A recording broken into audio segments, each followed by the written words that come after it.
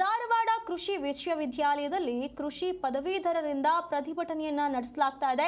ನೈಜ ಕೃಷಿ ಪದವೀಧರರ ಅನ್ಯಾಯವನ್ನ ಸರಿಪಡಿಸೋದಕ್ಕೆ ಒತ್ತಾಯವನ್ನ ಮಾಡ್ತಿದ್ದಾರೆ.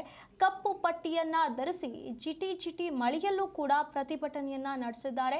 ರೈತರ ಮಕ್ಕಳಿಗೆ ನ್ಯಾಯ ಕೊಡಿಸಿ ಅಂತ ಹೇಳಿ ಘೋಷಣೆಯನ್ನ ಕೂಗಿದ್ದಾರೆ. ಸರ್ಕಾರದ ವಿರುದ್ಧ ಧಿಕ್ಕಾರ ಕೂಗಿ ವಿದ್ಯಾರ್ಥಿಗಳು ಆಕ್ರೋಶವನ್ನ ಹೊರಹಾಕಿದ್ದಾರೆ. ಕೃಷಿ ಪದವೀಧರರ ಹಕ್ಕು ರಕ್ಷಣೆಗೆ ಮಧ್ಯ ಪ್ರವೇಶ ಮಾಡಿ ಅಂತ ಹೇಳಿ ಆಗ್ರಹಿಸುತ್ತಿದ್ದಾರೆ. ಕೃಷಿ ಗೇಟ್ ಬಂದ್ ಮಾಡಿ ಕಟ್ಟಡದ ಎದುರು ಧರಣಿಯನ್ನ ನಡೆಸಲಾಗಿದೆ. ಬೇಡಿಕೆ ಈಡೇರುವವರೆಗೆ ಹೋರಾಟ ಮುಂದುವರಿಸುವುದಾಗಿ ಮುನ್ನೆಚ್ಚರಿಕೆ ಸಂದೇಶವನ್ನ ನೀಡಿದ್ದಾರೆ.